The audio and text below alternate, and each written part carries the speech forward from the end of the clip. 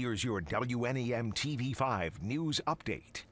Good morning, everyone. I'm Blake Kettler. Here's a look at the top stories we're following. There's a shortage of contrast material. It's a medical dye injected into patients during CT scans and MRIs that's critical for a diagnosis. GE healthcare factory shutdowns in Shanghai, where a large supply of that ingredient is made, is causing a severe shortage.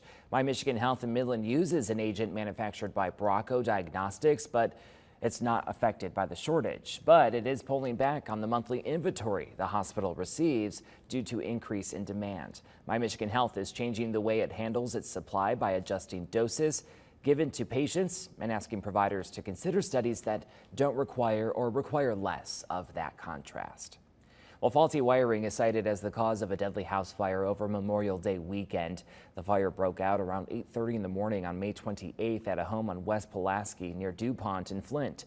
It claimed the life of 9-year-old Lamar Mitchell and his 12-year-old brother Zaire. Investigators traced the faulty wiring to the living room, and they said the home had no smoke detectors. And a sentencing today for Roger Broadstone of Twining after he was convicted on several felony charges, including 5 counts of attempted murder. He was arrested in January 2021 during an investigation starting with a stolen credit card in Ogama County. Broadstone was barricaded in his home during a search warrant, setting up traps and other devices to harm troopers.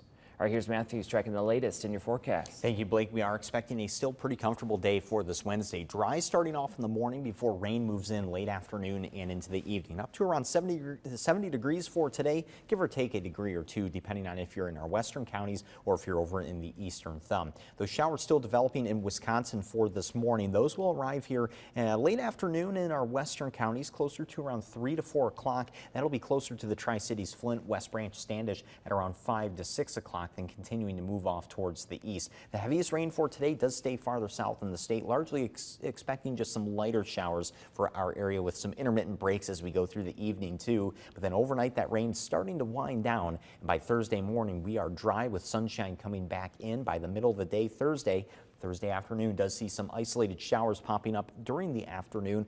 Could be 1 or 2 thunderstorms there too, but that best chance is going to be north of the Saginaw Bay and all across the thumb, essentially if you are east of I-75 on Thursday. As far as rainfall totals go for this Wednesday rainfall, expecting that to add up to around 1/2 inch at the most. That looks to be our ceiling for that, but still that's a good amount for all of our lawns and our gardens out there. Holding on to 70s for the rest of the week, overnight lows in the 50s, adding a rain chance in on Sunday, but then by Monday and Tuesday with some ridging building in, we start to warm back up 80s by Tuesday and some drier weather really starting to take hold. Remember to tune into WNEM TV5 on air and online 24/7 for the latest news, weather, and information.